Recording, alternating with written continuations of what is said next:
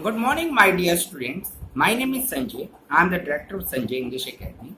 आज मैं आपके साथ हिस्ट्री का लेक्चर लेने आया हूँ। मोस्टली स्टूडेंट्स की क्वेरीज रहती है कि सर हिस्ट्री बहुत टफ है। जब मैं बात करता हूँ बच्चों से, बच्चे कहते हैं सर हिस्ट्री हमें समझ नहीं आती, क्यों नहीं सब्जेक्ट को इजी बनाए। So let's we start. We have to make the history in an easy way. We have to learn the history by the some steps. History होती क्या है? हिस्ट्री का मतलब होता है हमारा इतिहास। हम जब पुरानी चीजों को जानने लगे, हम अपने राजा, अपने देश, हम अपने रीति रिवाज, धर्म जो हमारे पहले हमारे देश में थे या जो हमारे राजा थे, किन किन धर्मों को मानते थे, इन सब विषयों को जानना चाहेंगे। तो इन सब को अभी हम एक डिटेल में पढ़ते हैं। तो स्टार्ट करते हैं हिस्ट्री को हम किस तरह से इंटरेस्टिंग वे से समझते हैं। चलो हम स्टार्ट करते हैं हिस्ट्री को। कैसे मैं आपको शुरुआत करवाता हूँ। हम बात करते हैं इंग्लैंड से। ओके, इंग्लैंड जहां पर औद्योगिक क्रांति हुई। औद्योगिक क्रांति का मतलब समझते हैं क्या होता है? औद्योगिक क्रांति का मतलब है कि मशीनों का आविष्कार होना। मैं आपको इंडिया से इंग्लैंड में क्यों लेके गया, अभी हम सारी जब हिस्ट्री पढ़ेंगे तो बहुत आसान तरीके से हिस्ट्री को समझेंगे। मैं इंग्लैंड में इसलिए लेके गया क्योंकि औद्योगिक क्रांति कहाँ हो रही थी? इंग्लैंड में। तो जब इंग्लैंड में औद्योगिक क्रांति हुई तो उस समय में जब हम यह जानना चाहते थे कि जो कार्य हम मशीनों द्वारा कर रहे हो कार्य बहुत जल्दी हो जाता। मैं एग्जांपल दे रहा हूं कि हिंदुस्तान में अगर कोई कपड़ा 1 महीने में बनता था तो इंग्लैंड में वही कपड़ा मशीन द्वारा 10 दिन में बन जाता था। अब बात ये आ जाती है कि जब कपड़ा 10 दिन में बन जाता है तो उसको ज्यादा कपड़े को हम कहाँ बेचें, किस तरीके से दुनिया को खोजें। अब हम बात करेंगे कैसे कैसे खोज हुई, किस तरीके से हम हिस्ट्री को समझ रहे हैं। तब जब वहां पर खोजे हुई पावर लूम की तो वहां के व्यापारी रानी के पास पहुंचे और बोले कि अब हमारे पास बहुत ही ज्यादा सामान है, अब हमें इसे बेचने कहाँ जाए। तब खोज हुई अलग अलग देशों की, जैसे कोलंबस ने अमेरिका की खोज की। और अमेरिका भी एक कॉन्टिनेंटल था, अमेरिका भी एक जगह थी जो कि इंग्लैंड के अंडर आती थी। इंग्लैंड की रानी का उन पर डायरेक्टली कंट्रोल था। लेकिन बाद में जो लोग अमेरिका गए उनका और इंग्लैंड के बीच में संघर्ष शुरू हुआ और एक बोस्टन टी पार्टी के नाम से एक फेमस है एक प्रोवर्ब जिसे लोकोक्ति कहते हैं कि Boston T party. Boston T party में क्या हुआ था कि इंग्लैंड की रानी ने जब चाय का जहाज भेजा बोस्टन अमेरिका में तो उस जहाज को वहां के अंग्रेजों ने डुबो दिया और ये कहा कि आज से हम इंग्लैंड के अंडर नहीं रहेंगे। तो इस तरह से इंग्लैंड 1789 के बीच में आजाद हो गया। बात करते हैं बाकी जो लोग थे जिनने खोज की। हम बात करते हैं वास्को डी गामा की, जो कि डच था जो पुर्तगाल से आया हिंदुस्तान को, जिसने खोज की। वह आया तो हिंदुस्तान में व्यापार करने था। हमारे जो हिंदुस्तान का व्यवहार बहुत ही माना हुआ था। हम लोग मसालों का व्यापार करते थे और हम जो व्यापार करते थे मसालों का, हम सिल्क रूट से जाते थे जो कि चाइना से होके जाता था, पर्शिया होते हुए हम यूरोप की कंट्रीज में जाते थे। हमारा सामान बहुत ही महंगा बिकता था क्योंकि हमारा उत्तम क्वालिटी का सामान था। हमारे जो व्यापारी थे बहुत ही अच्छा बिजनेस करते थे। अब ये बात यूरोप में जब पहुंचती है कि हिंदुस्तान का सामान बहुत अच्छा है तो क्यों ना अब इधर की खोज की गई और इधर की खोज करते हुए वास्को डी गामा हिंदुस्तान पहुंचे। उन्होंने व्यापार करने की कोशिश की लेकिन हमारे व्यापारियों के सामने उनका व्यापार नहीं चल पाया क्योंकि हमारे जो सामान थे वो ज्यादा बेहतर थे बाकायदा की सामान जो कि डच लोग बेच रहे थे। वास्को डी गामा वापिस चले गए। वास्को डी गामा ने अंग्रेजों को एक रास्ता दिखा दिया हिंदुस्तान का, हिंदुस्तान की जो उन्होंने खोज की। अब वास्को डी गामा के बाद ब्रिटिशर्स इंडिया में आए तो ईस्ट इंडियन कंपनी बन के थे, बिजनेस करने के लिए आए। सबसे पहले वो बंगाल में उतरे, बंगाल के नवाब से उन्होंने बिजनेस की परमिशंस मांगी, परमिशंस दे दी गई। लेकिन ये हमारी गलती थी जो हमने परमिशंस दी। जानते हैं कैसे? अब बात आती है हमारे यहाँ जो बिजनेस शुरू हुआ अंग्रेजों ने धीरे धीरे ईस्ट इंडियन कंपनी को हिंदुस्तान में शुरू किया। अंग्रेजों ने यहाँ के राजाओं और नवाबों को समझाया कि हम बिजनेस तो करेंगे आपके साथ, लेकिन हम यह चाहते हैं कि जो भी बिजनेस हम यहाँ करेंगे हमारा सामान सुरक्षित हो, और उस सामान को सुरक्षित करने के लिए हम अपने देश से किसी न किसी व्यक्ति को यहाँ पर रखेंगे अपने सामान को सुरक्षित करने के लिए। राजा और नवाबों के द्वारा ये परमिशन दे दी गई। अब धीरे धीरे अंग्रेज हिंदुस्तान में आने शुरू हो गए। अब बंगाल के बाद वो बिहार पहुंचे। फिर वही बात, हमें बिजनेस करना है। बिजनेस किया उन्होंने और बहुत ही बेहतर बिजनेस किया, लेकिन साथ में वो अंग्रेजों को लाते गए। और फिर वही बात हुई कि हमें अपने सामान को सुरक्षित रखने के लिए आपके यहाँ पर हम अपने अंग्रेजों को रखेंगे। अंग्रेज इतने में ही नहीं रुके, उनका बेसिक मकसद आए तो थे बिजनेस करने, लेकिन जैसे ही उन्होंने हिंदुस्तान में देखा कि ये राजा आपस में लड़ते हैं। पता है हमारे देश में कितने राजा थे? हमारे देश में 266 राजा थे जो आपस में लड़ते रहते थे।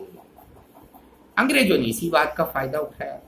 हमारे यहाँ जो संघर्ष होता था वो हमारा संघर्ष होता था तलवारों से, घोड़ों से लड़ाई हुआ करती थी। इंडस्ट्रियल रिवॉल्यूशन था, हथियार भी अंग्रेजों के पास नहीं थे। उन्होंने भारतीय राजाओं और नवाबों को बंदूकें देनी शुरू की ताकि वो दूर से ही आक्रमण कर सके, अपने दुश्मन को हरा सके। जरा से एक छोटे से लाभ और प्रलोभन से हमारे हिंदुस्तान के राजा और नवाब आपस में लड़ बैठे। अंग्रेजों ने इसी का फायदा उठाया और धीरे धीरे अंग्रेज इस तरीके से आगे बढ़ने लगे। उन्होंने कई नीतियां बनाई। जैसे रानी लक्ष्मीबाई को कहा गया कि अगर आपका खुद का पुत्र नहीं है तो आपके राज्य को अंग्रेजों के राज्य में मिला लिया जाएगा। रानी ने दत्तक पुत्र मतलब अडॉप्टेड सन लिया था। रानी ने कहा नहीं, यही मेरा राजा होगा, और यहीं से संघर्ष शुरू हुआ अंग्रेजों और रानी लक्ष्मीबाई के बीच में। रानी लक्ष्मीबाई, तात्या टोपे, इन सब ने खूब लड़ाई लड़ी, अंग्रेजों को खूब हराने की कोशिश की, लेकिन अंत में हमारी वीरांगना रानी लक्ष्मीबाई शहीद हुई। अंग्रेज अब धीरे धीरे आगे बढ़ते जा रहे थे और हिंदुस्तान पर कब्जा करते जा रहे थे। अंग्रेजों ने इस तरीके से हिंदुस्तान के कई राज्यों पर कब्जा कर लिया। कुछ राजा ऐसे थे कि जो राजा अंग्रेजों को कह रहे थे कि हम अपना शासन आपके शासन में नहीं मिलाएंगे, इसकी जगह हम आपको लगान देने को तैयार है। मीन्स हम आपको पैसा देंगे लेकिन आप हमारे राज्य को सुरक्षित रखेंगे। और वो राजा वहां पर राज करने लगा। यह भी हमारे लिए कमजोरी थी। अगर वो राजा भी अंग्रेजों से संघर्ष करते तो हमारा देश जल्दी आजाद हो जाता। इस तरह से अंग्रेज धीरे धीरे हिंदुस्तान पर कब्जा करने में कामयाब हो गए। इसके बाद हम समझेंगे कैसे हमने फिर आजादी प्राप्त की। संघर्ष चला, 1857 की क्रांति हुई और हमारे देश के क्रांतिवीरों ने, मंगल पांडे ने सबसे पहले संघर्ष शुरू किया मेरठ से। अंग्रेजों के खिलाफ युद्ध शुरू हुआ। अंग्रेजों को लग तो चुका था कि अब उनकी हार होगी, क्योंकि हिंदुस्तान के फौजियों ने अंग्रेजों से संघर्ष करना प्रारंभ कर दिया। इसके बाद आई अंग्रेजों की शिक्षा नीति। अब शिक्षा नीति से क्या हुआ? अंग्रेजों ने सोचा तो था कि हम हिंदुस्तान में सस्ते क्लर्क बना लेंगे। हिंदुस्तान की जनता भी इतनी पढ़ी लिखी नहीं थी, क्योंकि वो अपने राजाओं के अंडर रहती थी। राजा ने अपने समाज को कई भागों में बांट रखा था, ब्राह्मण, वैश्य, क्षत्रिय और शूद्र। तो इसका मतलब कि सिर्फ एक ही ब्राह्मण जाति को शिक्षा देने और प्राप्त करने का अधिकार था, या राजाओं के पुत्र ही पढ़ते थे। लेकिन अंग्रेजों के आने के बाद अंग्रेजों ने सोचा कि इतने बड़े साम्राज्य पे हमने अधिकार करना, तो यहाँ के लोगों को अंग्रेजी भी सिखाई जाए। उन्होंने सोचा कि सस्ते क्लर्क तैयार करेंगे।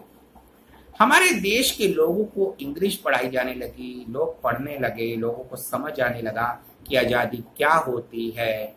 इस तरीके से हमारे देश में जो लोग थे वो पढ़ते हुए इंग्लैंड भी जाने लगे। मैं एग्जांपल देता हूँ महात्मा गांधी जी का। महात्मा गांधी जी गुजरात से इंग्लैंड गए पढ़ने के लिए और बैरिस्टर बने।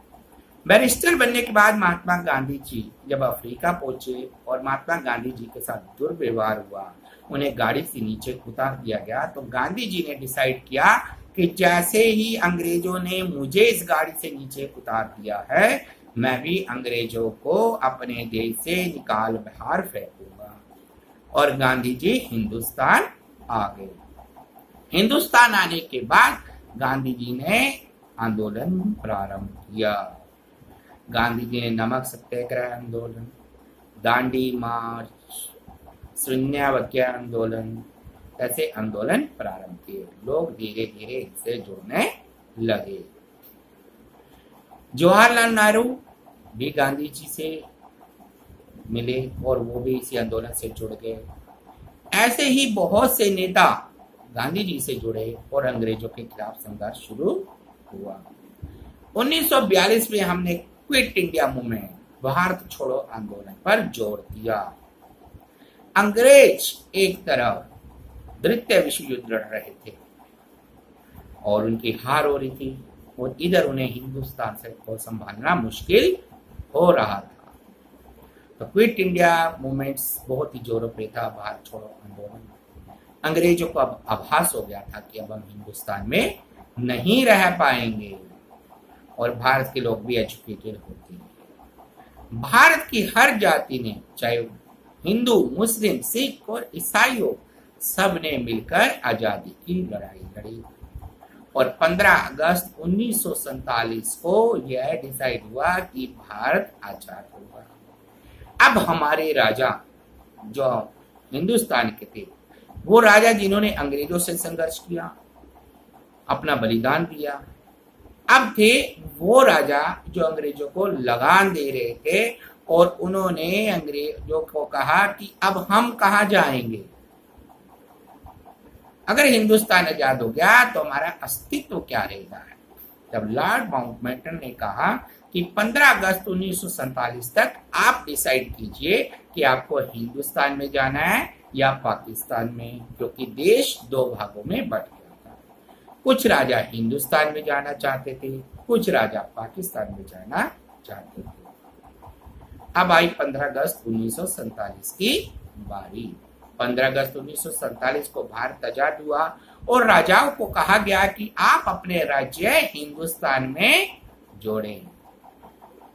आपको स्वतंत्रता है चुनाव लड़ने की, आपको स्वतंत्रता है कार्य करने की। यदि आपके राज्य के या आपके लोग आपको पसंद करते हैं तो आपको पुनः निर्वाचित कर आपको चीफ मिनिस्टर या मुख्यमंत्री बना सकते हैं। राजाओं को ये बात समझ आई। अब धीरे धीरे कुछ राज्य हिंदुस्तान के साथ जुड़ गए। हैदराबाद के निजाम ने हिंदुस्तान में अपने हैदराबाद को जोड़ने में आनाकानी की। भारतीय फौज हैदराबाद पहुंची और हैदराबाद को भारत के साथ जोड़ दिया गया। इस तरीके धीरे धीरे धीरे कुछ राज्य हिंदुस्तान के साथ जोड़ दिए गए और हिंदुस्तान का एक अस्तित्व आ गया।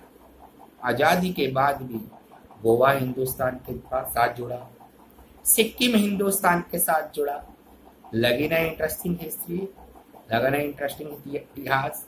तो ऐसे ही नोट्स को पढ़ने के लिए मैं आपके साथ जुड़ा रहूंगा और ऐसे ही मैं आपको हिस्ट्री पढ़ाऊंगा। बेटा घबराना नहीं है, हिस्ट्री बहुत आसान है। हम कहाँ से चले थे? हम चले हिंदुस्तान से, इंग्लैंड भी घूम के आए, औद्योगिक क्रांति भी देखी, अमेरिका के बारे में जाना, कोलंबस ने अमेरिका की खोज की, फिर इंडस्ट्रियल रेवोल्यूशन के बाद हमारे डच वास्को डी गामा ने हिंदुस्तान की खोज की, बिजनेस करना शुरू किया और वास्को डी गामा वापिस चले गए। उसके बाद ईस्ट इंडिया कंपनी हिंदुस्तान में आई और उसने बिजनेस प्रारंभ किया। बिजनेस के बाद उन्होंने यहाँ पर अपनी कंपनी स्थापित की और देखा यहाँ के राजा आपस में लड़ते हैं। हमारे 266 राजा थे, उसने इसी का फायदा उठाया और आपस में इन राजाओं की लड़ाई में अंग्रेजों ने अपना फायदा उठाने के बाद भारत पर कब्जा कर लिया। कई राजाओं ने उनसे संघर्ष किया, रानी लक्ष्मीबाई ने संघर्ष किया, कई राजाओं ने अपने राज्य को उनके साथ नहीं मिलाया और वो लगान देने लगे। तो यही तो थी एक छोटी सी प्यारी सी हिस्ट्री। और फिर हमारे महात्मा गांधी जी आए जो इंग्लैंड के, जिन्होंने पढ़ाई की, फिर अफ्रीका वो गए और उन्होंने वहां पर डिसाइड किया, जब उनका अपमान किया गया, अंग्रेजों ने उन्हें गाड़ी से उतारा, उन्होंने डिसाइड किया कि मैं अंग्रेजों को हिंदुस्तान से बाहर निकाल दूंगा। और हमें गांधी जी का धन्यवाद करना चाहिए कि उन्होंने आंदोलन चलाया और हिंदुस्तान को आपस में जोड़ा और 15 अगस्त 1947 को हम आजादी की एक सुंदर बेला को प्राप्त करने में सफल हुए। थैंक यू बेटा। अगर कोई इंक्वायरी हो आप मुझे कॉल कर सकते हैं, आप मेरे साथ जुड़ सकते हैं। मेरा व्हाट्सएप नंबर है 8368172957। Thank you everyone.